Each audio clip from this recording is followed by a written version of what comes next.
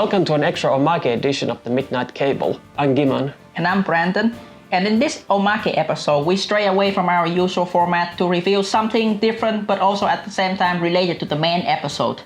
And in this case, what we are referring to is Japan Sings 2020.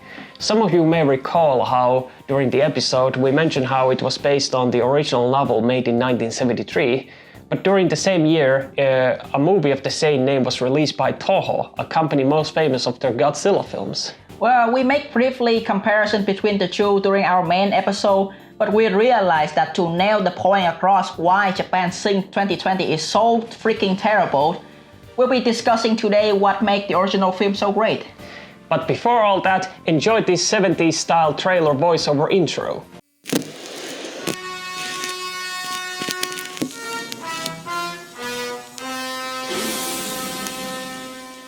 It is 1973. A Japanese submarine, Wadatsumi 1, has just set sail to Ogasawara Islands in order to investigate tremors under the seafloor. What they find shocks them to their very core. They will discover an impending disaster that will change the landscape of the world forever. A disaster only known as the submersion of Japan. Toho presents the most shocking tokusatsu film since Godzilla, Tidal Wave. Or at least that's what the New World Pictures decided to call it when it cut it into 90 minutes long and made a movie of their own, which would explain the confused ratings for the movie, even though they are two completely different Sorry. Nihon Shinbutsu, a fantastic political disaster thriller adventure. Japan Sinks, unlike anything you've experienced before, with Keiju Kobayashi, Segata Sanshiro's eyebrows, Tiger Tanaka, and introducing Ayumi Ishida as the beauty who shrunk the beast. Japan Sinks. Whew, well, that was fun. So Brandon, what did you think about this movie? I think this movie is not made for everyone. I think we enjoyed it. At least I had a lot of fun while watching it. The story was decent. Character was acceptable. The acting, I mean, for Japanese live action standard, I think was above average.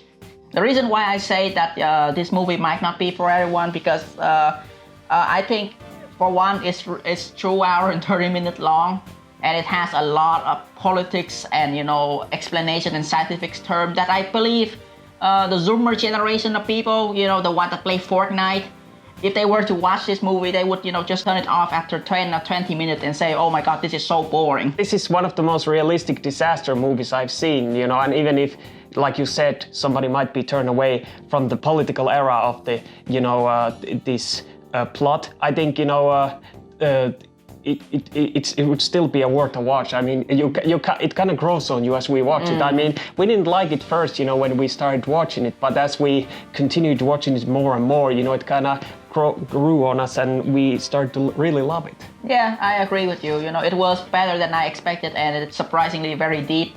No stereotypical character like heroes or must-have-twirling villain. Just pure politics and the trying to get the theme of the story across, and I mean the same can be said about the scientific details and how the explanation. The movie spent like at least 1 hour worth of runtime trying to explain to us why the Japan is singing, and I think some of that makes sense. Yeah, but I don't think the point is that whether, it's completely scientifically accurate or not, but the point is that when you paint it in a context that it sounds real like that, it doesn't sound like that we use, these Star Trek, terms or something that we dumb down and like that the way they make it sound so complicated, even if it's not 100% accurate, it makes the movie feel so real that these are, real scientists talking about that what's going to happen in Japan, and also about what exactly we're going to do these, evacuees, we have only this much capacity, we only have this much money, and it makes it, feel so real in that sense. Yeah, we'll go into more detail about the cinematography and the special effect in a minute, but I think in general, it's conveying a much better feeling of dread and horror than the disaster that was Japan Sing 2020s. Yeah, as if we haven't, made that point clear already. Yeah, but enough paddle. Let's just talk about the characters. Yeah. So while this movie, is more realistic with no real heroes, villains or any kind of stereotypical characters like that, there are, three viewpoint characters that show the disaster unfolding from different sides. We have Dr. Tadokoro investigating the disaster, Onodera Toshio, this submarine pilot who works together with Tadokoro and also dealing with his personal life, like his arranged wife. And then there is the Prime Minister Yamamoto, who has recently been appointed, and he's struggling with the heavy responsibility as this disaster suddenly, happens at the beginning of his term. So, Brandon, what did you think about, many of these characters that didn't appear in Japan Sings 2020, and also the original Onodera Toshio, not the mute cripple that we saw earlier? I would have to clarify that we know nothing about Japanese live action and the actor behind this, except for Hiroshi Fujioka, who is, Segata Sanshiro. Well, I do know about Prime Minister Yamamoto's actor. He played, Tiger Tanaka at the James Bond, You Only Live Twice. Yeah, so I don't think it's fair for me to analyze their acting skills, because this is technically our first, real experience with their acting. Well, that and, Segata Sanshiro's commercials. but at least when it comes to movies and TV shows, this is the first time we've seen him in action. I mean, we might even talk about some of his, works that he did way before this movie, which was the first Kamen Rider. Yeah, sometime later. But as for Dr. Tadokoro, I think I might butcher his name.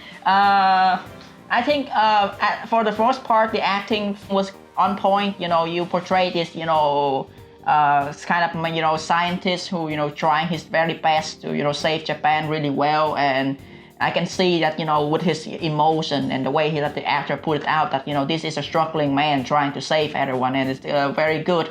Other than that, I cannot say really much about the character. He disappeared halfway into the movie because there is a reason for that. He wasn't in the movie for most of it, and he only appeared in the end to say one line, and that was pretty much the ending line of the film.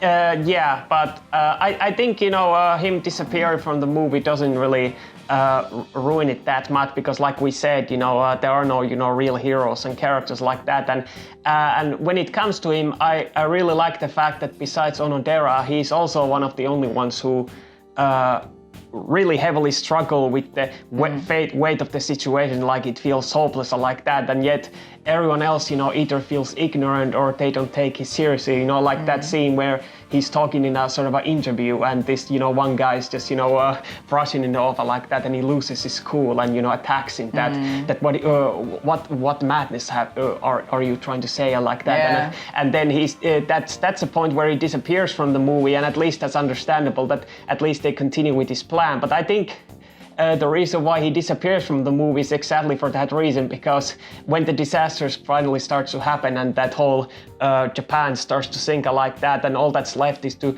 discuss with the politicians like that, what else there is to say, that we don't need any sort of, heroic things that, let's go to this, underground base, like in Japan Sings 2020, get these files or like that, because it's all about dealing with the situation like that, focusing on the characters, and at least from what we see from Dr. Tadokoro once he appears again, that he hasn't really had much to do other than to contemplate his own fate, which he comes to his conclusion that he will just, stay with Japan, since he wants to kind of stay with the legacy, since it will not exist after Which we'll be discussing more further when it comes to discussing the ending of the movie. The character that I like the most is Onodera. There's just so many charmful thing to say about the man. You know, for the first part, really handsome and, you know, strong, bushy eyebrow man played by Segata Sanshiro. Yeah, who has sex on the beach, you know, with his, you know, rage wife, only after just meeting her on that day. Yeah. Like there was so much swag and, you know, charm to the character. Like every single scene he's in, he's smoking a cigar, you know, he looking all cool and swag, like, you know, it's like all he do is just be acting cool, and, you know. Well, yeah, but well, that's true. I think he also still manages to nail the dramatic role as well, because while at the beginning of the movie he does act cooler like that, but once the disaster starts to unfold, then I think my two favorite moments of his, you know, are like at the ending, which I talk about brief, but the other one is actually the middle part of the movie where when he discovers along with other the scientists that Japan is going to sink in just about 2 years, which we find out later is not accurate. But the fact that, you know, nobody in the Japan is aware of it yet, and, you know, he has to keep quiet about it to avoid any mass panic because they have to plan it carefully. And there is that scene where he comes from the bar and he's like completely disillusioned that everyone is going away their everyday life, just walking and having like nothing is wrong. And he's just, you know, desperately just saying to them that, what are you people doing like that? Run, you fool, run. Yeah, that I like that inner struggle like that. I mean, while I can't say how accurate the movie is to the novel, but the fact that this Onodera guy has appeared in the movie and also in the TV show and the 2006 remake, I'd say that he probably is a central character to the novel. So the fact that, you know, they treated him so badly in Japan Sinks 2020 has turned into mute, that sort of a plot device instead of this cool, badass kind of guy who can swag women on the beach and like that he doesn't even look like, you know, like with that beard and mustache like that, and he's tanned like that. It's like the eyebrow isn't there. Well, like, you know, this is a complete different character. Speaking of complete different character, the person that, you know, we should talk about most is the Prime Minister. I mean, come on. The anime version kind of depict him as this faceless, incompetent fools who, you know, come up with this very ridiculous plan just to, you know, get these people on the boat through lottery, and it failed miserably. Here we get a really, you know, deep character.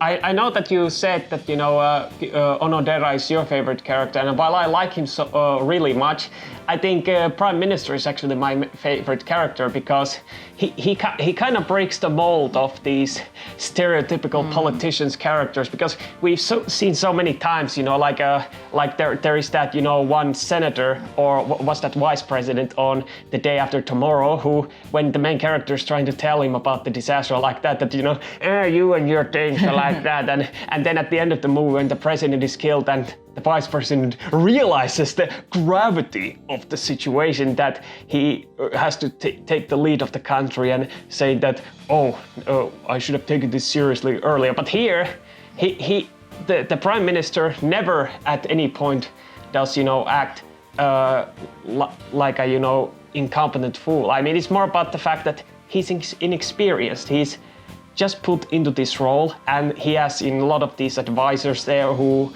stupidly try to use that, you know, honor-bound code like that we shouldn't tell anyone, we have to preserve the honor of Japan like that. But he actually goes to conferences where the scientists explain, you know, in simplified form, you know, that how these disaster is unfolding. And we are even shown that he even has a family that he cares for, you know, a wife and a son like that. And when the disaster hits Japan, you know, like the Tokyo is hit, that his family is suddenly killed, and that kind of adds even more layer to the character. Yeah, layer, and you know how he is even more overwhelmed. And I think one of my favorite scenes is actually when he's talking to this Mr. Watari guy, the guy who funds, you know, Dr. Tadokoro's expedition. He kind of presents these 3 different options to him, and one of them was that instead of, you know, trying to evacuate the Japanese or try to find a new country, they would just do nothing. That they would just stand there crying like that. And and Prime Minister is kind of shocked in his voice, the way he says it, that the way he hears it, and he says to him that at least not in these words, but something like that he will try to do everything he can like that. But even later he does come to accept the fact that there's not much he can do, and the only option for him is to do is that he can save as much as possible, like that line that he says to Mr. Watari, that I will go to these countries and I'll say that please allow 10 million Japanese come. If they say no, I'll say accept 1 million. If they refuse, I'll say 100 million. 100,000, and I'll keep saying that until they accept, and then I go to the next country and like that. That even if he can't save everybody, he will try to do everything he can, that he can save as much as he can, even he has to beg and throw away his pride and like that. Yeah. I agree with you. Prime Minister is very well-written character. For the most part, I think the actor who portray him, Tetsuro Tamba or Tiger Tanaka, as he's more prominent in the West. I think he's the only good actor in this movie.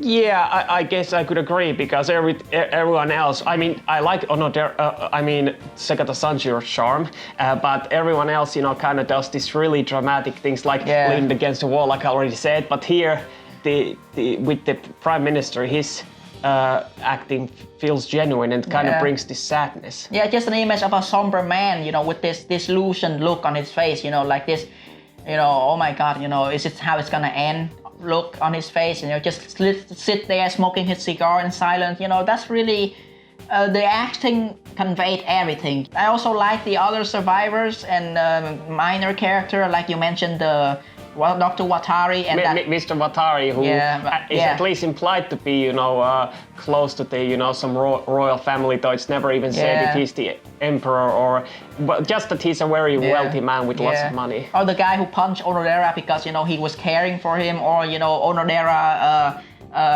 arranged wife played by Ayumi Ishida. I think, they ground up the cast of, the survivor character really well. You can see their struggle. You can see these interactions between the character that is very natural, and everyone feel like proper human being. But of course they are played by human beings, but like you understand my point, like as compared to the lifeless alien from Japan Sing 2020, here's people actually feel like they are in this situation, and they are living it in real as it's happening. Especially even the member among the board of rescuer, those other scientists, they also portray this sense of, urgency and, this sense of, fear that, these people would have, because Japan is sinking. Like, I don't see any of that in the anime, but here I see it, so I give a lot of credit. Yeah. The movie begins 200 million years ago, when all the continents in the world were originally as one, before they started separating from themselves. As millions of years go by, Japan slowly drifts away from the Asian continent, splitting into its own archipelago. As we mentioned before, Dr. Tadokoro's crew, with Onodera, are investigating the strange tremors under the seabed. They discover that the Japanese islands are sinking. Dr. Tadokoro tries to warn how further earthquakes are imminent, but he is ignored by the Japanese government and labeled being paranoid. They continue working on the project with the help of mysterious Mr. Watari. However, as feared, Tokyo is hit by a massive earthquake with enormous destruction and casualties. 3 months pass after it, and the rest of the movie is characters from different sides working together to plan a strategy to save the people of Japan.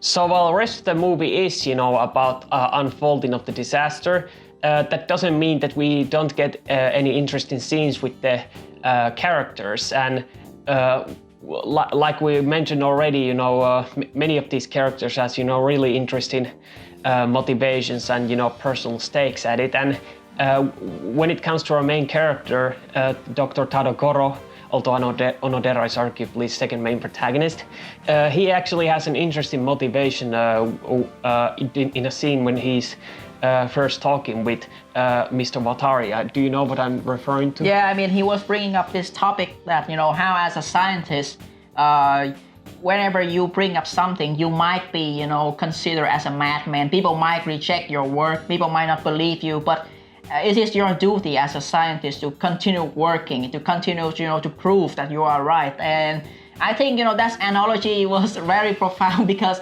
he said that, the guy, in that example that he gave, the guy he was talking about was labeled a madman. And ironically, Taro Koro was also later labeled as a madman, as you already said. He tried to warn people about the disaster, but he was shut down, and after that he just disappeared from the movie. I think for as plot progression go, he already served his purpose. He established the threat. He helped create this team that gonna prevent the disaster, and he bring people together. But his involvement to the plot, aside from his motivation and how he struggled to do it, not much. Yeah, I mean, after he disappears, the only thing that are left are two other main characters' personal struggles. I mean, there is the Onodera and his mistress, but the one that I kind of have to elaborate a bit further is to the Prime Minister and his struggles, because it actually is the main focus and maybe the most important part of the movie, because while he's struggling with his personal struggles, he and many other Japanese politicians have to go before United Nations, China, Soviet Union, and even Australian Prime Minister, to talk about this. And I think those scenes, were really interesting in that sense. I mean, what did you think about them? I mean, well, I would say that if you are a Zoomer, those scenes are boring.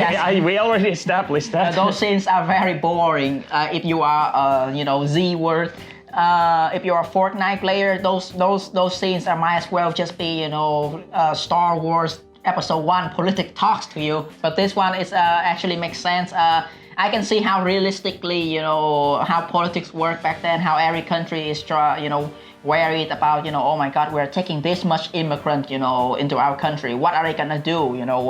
Are they gonna start a new country with this land we gave them, or are they gonna impact us economically in any sense of a way? Very realistic. Much more than that, Japan Sing 2020 with the VR crap at the end and the... Yeah, what the hell was that even about? I mean, but yeah, I mean, I do agree that considering the different political climate, like how Soviet Union was still around, Korea was still one, they actually showed this interesting montage of pictures of the world events that are going on at the time, like how Vietnam War is still going on, and some of the things that are happening in the Middle East or in Europe.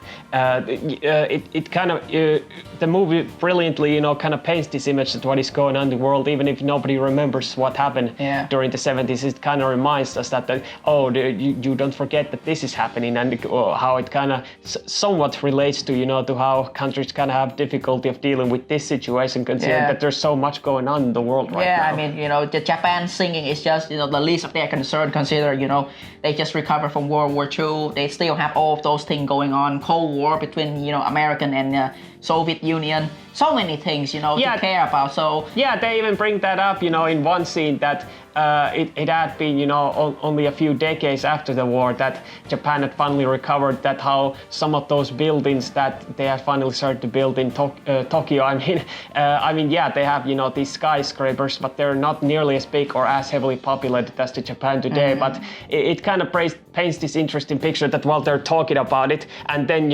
about 10 or 20 minutes later, then we show that when the earthquake hits Tokyo like that. Like I would say, the most important thing when it comes to a tokusatsu film, it's not just the monster, it's not just the disaster or any explosion thing going on.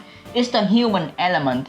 It's how human band together and unite against one common threat. And there are a lot of scenes in this movie, where people just sit down on a round table discussing, or you have the Prime Minister going to the United Nations and expressing his desire to help the Japanese people. All of these long and boring talking scene. But it's not just the monster and the destruction.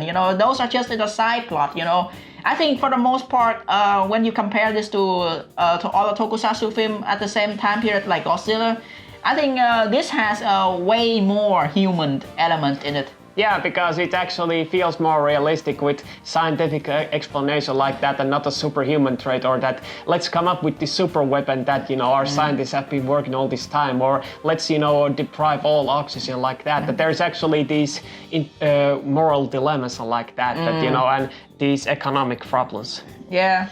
When it comes to the actual saving of Japan, the people running away from the disaster, I think it's very well done. And I mean, I feel for these people more than I feel for the plastic character in Japan Sing 2020. Yeah. I think But I think the most interesting thing is the side plot that actually ties to the end of the movie is with Onodera and his arranged wife. I think Abe was her name, and how. They have this sort of a relationship that they an arranged marriage, and even though they had only met just today when they at the beginning of the movie, then they decide to immediately go to the bed and and make out there, but they do fall in love all the time, because they kind of drift apart slowly as the movie goes along, as if that the Japan is sinking and drifting away from the world. And when at the end of the movie where Japan has finally sunk, there is this small mention about how it was established at the beginning of the movie that once the disaster happens, together they would fly away to Switzerland and live there for the rest of their lives as a husband and wife.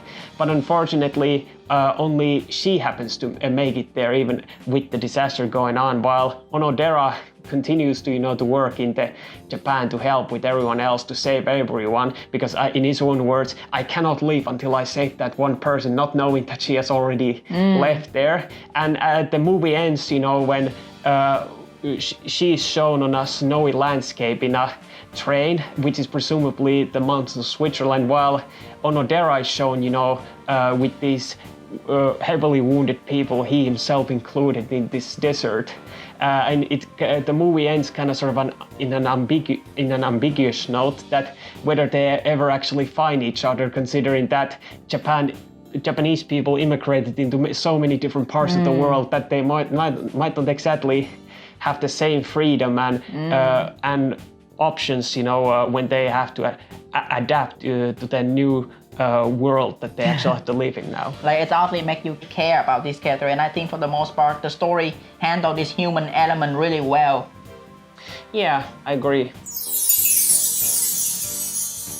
So unlike some of the more modern disaster movies where everything is done with 3D and CGI effects, this movie is done entirely with practical effects. Yeah, I mean, I'm a sucker for when it comes to eye-pleasing visuals, but even I can admit that I really appreciate the effort when it comes to making all of these effect practical, and not just using some random 3D CGI to just fill in the gap.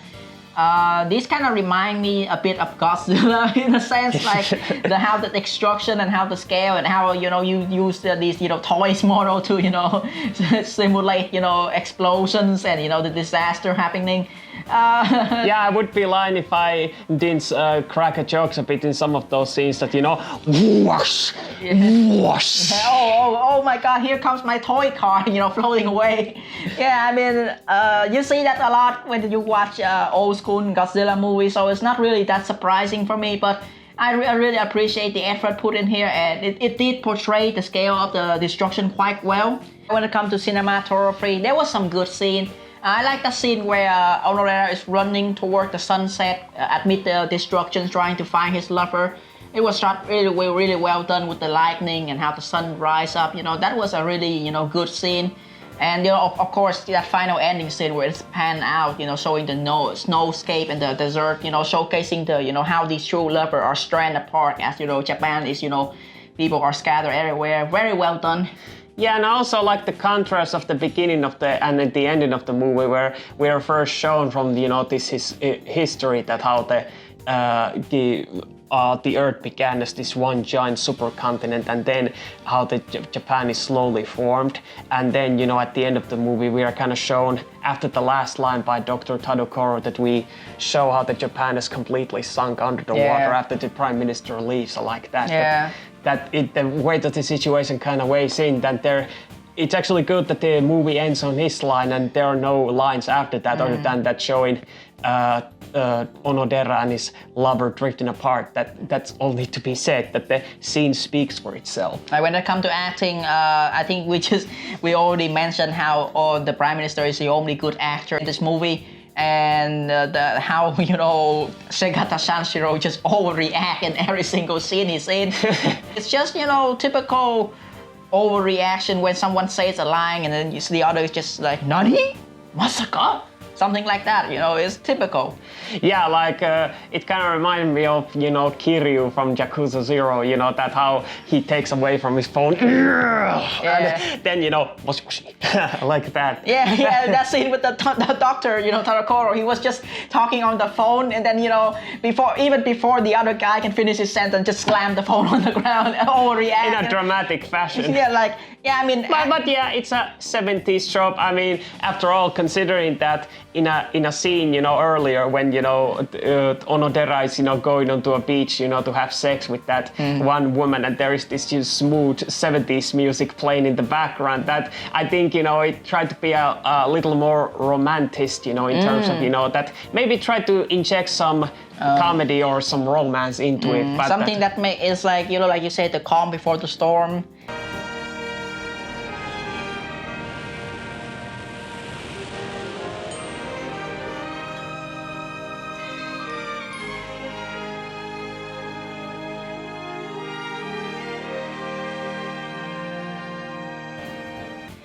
Situation when just like school life, for example. Yeah, except here it works even better in that sense. Yeah, but speaking of music, I do like some of the scene where it used those slow jazz.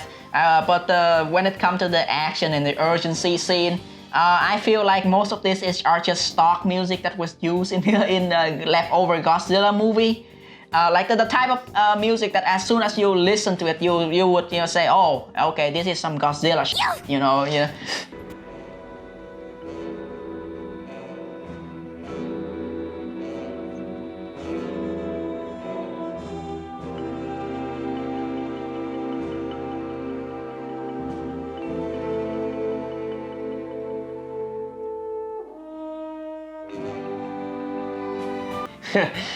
Yeah, so it's not much to talk about in detail. It's just awesome, it's just Godzilla music.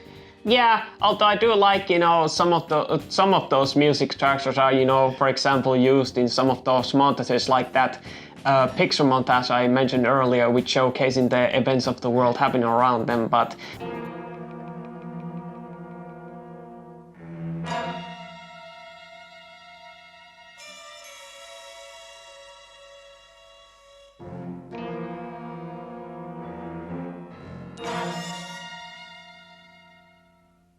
other than that, I think it fit pretty well, even if we have seen this kind of music is nothing new from Toho. I mean, hey, at least it's not, club music, electronic music after someone died. Yeah, or rap music.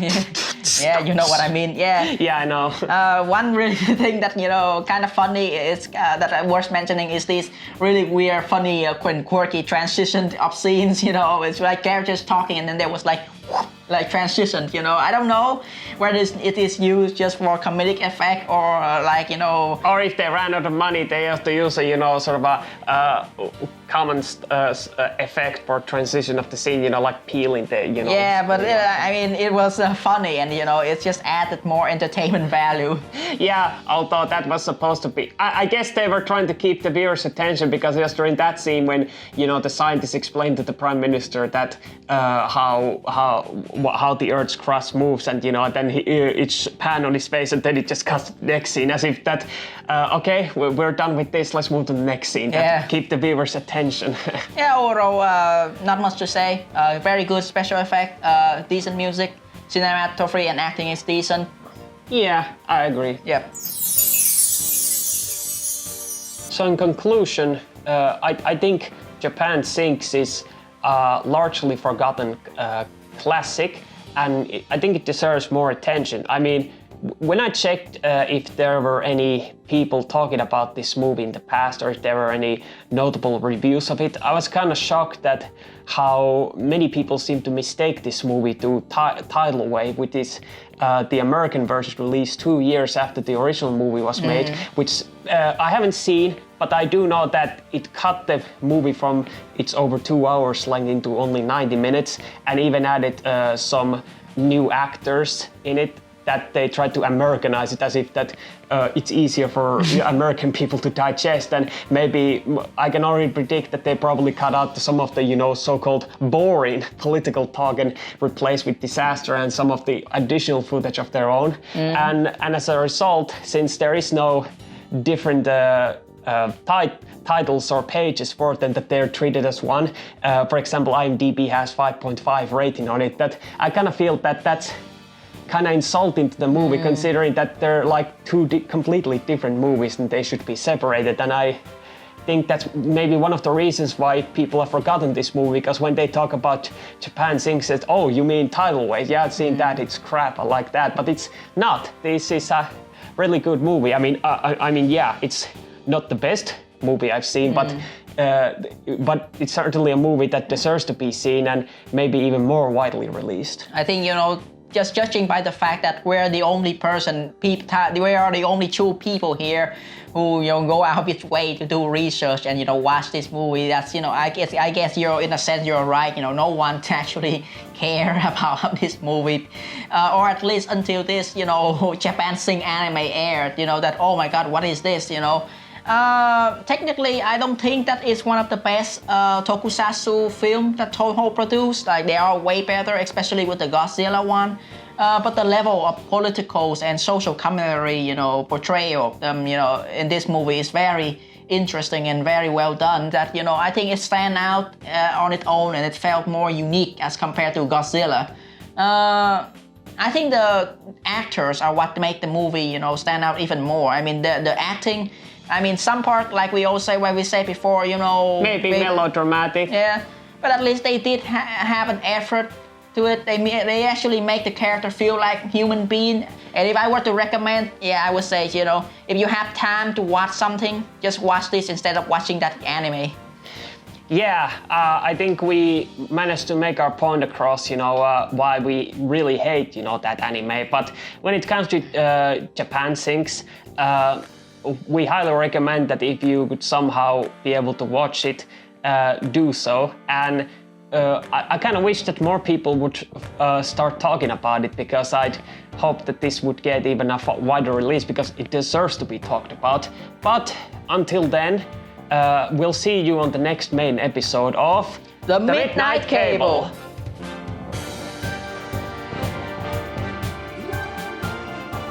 Thanks for watching. Be sure to like, subscribe, and hit the bell icon for any new stuff. If you're interested of other future content, please click the links on the screen. I'm Giman, and I'll see you all next time.